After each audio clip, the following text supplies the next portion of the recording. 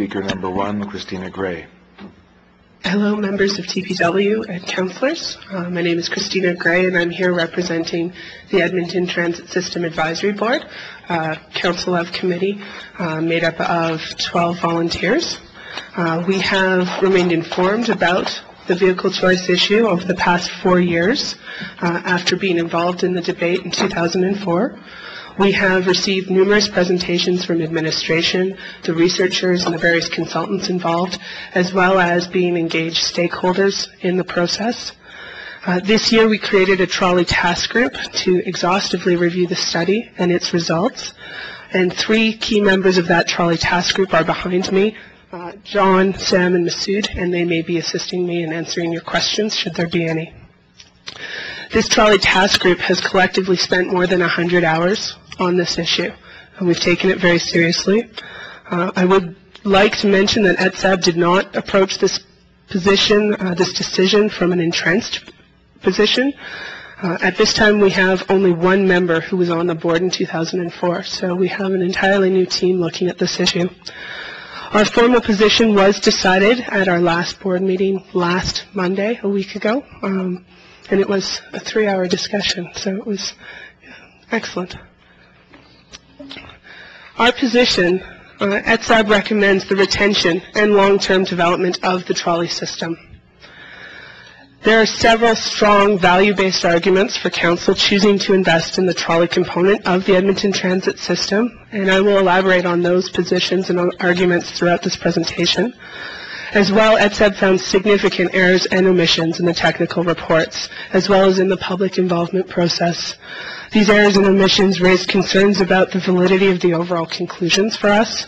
However, ETSAB has deliberately chosen not to engage in detailed technical critique and will not be bringing forward our own version of the numbers.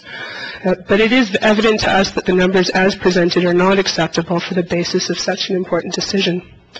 It goes without saying that choosing to dismantle the trolley system is virtually irreversible, and it is our opinion that the trolley system can be regarded in the same way as other services provided by the city, such as parks and libraries. What value does having a diversified transit fleet that includes trolleys bring to our city?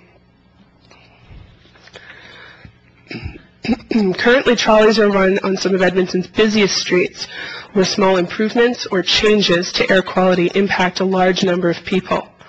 Both Environment Canada and the Canadian Lung Association have stated that there are no safe levels of diesel exhaust emissions. Trolleys are currently the only zero local emission technology, and they are the only technology being considered today that has the potential for zero global emissions with the purchase of green power.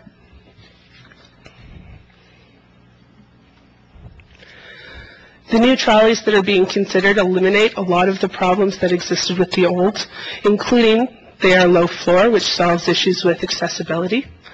The new trolleys are equipped with auxiliary power units, and on the new trolley buses, these are capable of going several kilometers around obstructions or construction, and this eliminates the need for the trolley dieselization, much of it that exists today. Additionally, these APUs will enable ETS to maximize trolley utilization, and that will dramatically affect the cost per kilometer. ETSAB has had the opportunity to ride the new trolley, as well as speaking directly with operators, technicians, and an ETS trainer.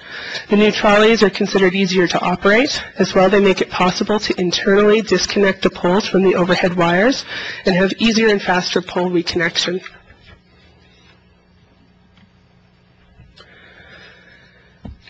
The proportion of total cost associated with trolley energy is extremely low compared with the fuel costs for either diesel or hybrids, and this is a fact supported by all of the technical reports that have been released.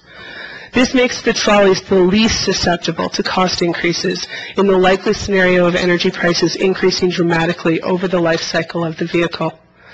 It appears to ETSAB that most energy analysts are predicting large increases in the cost of petroleum products over the next several decades. And on an important note, with dramatic increases in energy costs, trolleys become ever more economically viable. In conclusion, EDSAB recommends the retention and long-term development of the trolley system. We feel the decision should not be looked at simply from a dollars and cents point of view. Given the uncertainty of energy prices, especially for crude oil and diesel, EDSAB believes it is wise for the City of Edmonton to maintain a diversified transit fleet that includes trolleys. Dismantling the trolley system is virtually an irreversible decision, and we feel it will have a substantial effect on the lives of Edmontonians. Thank you.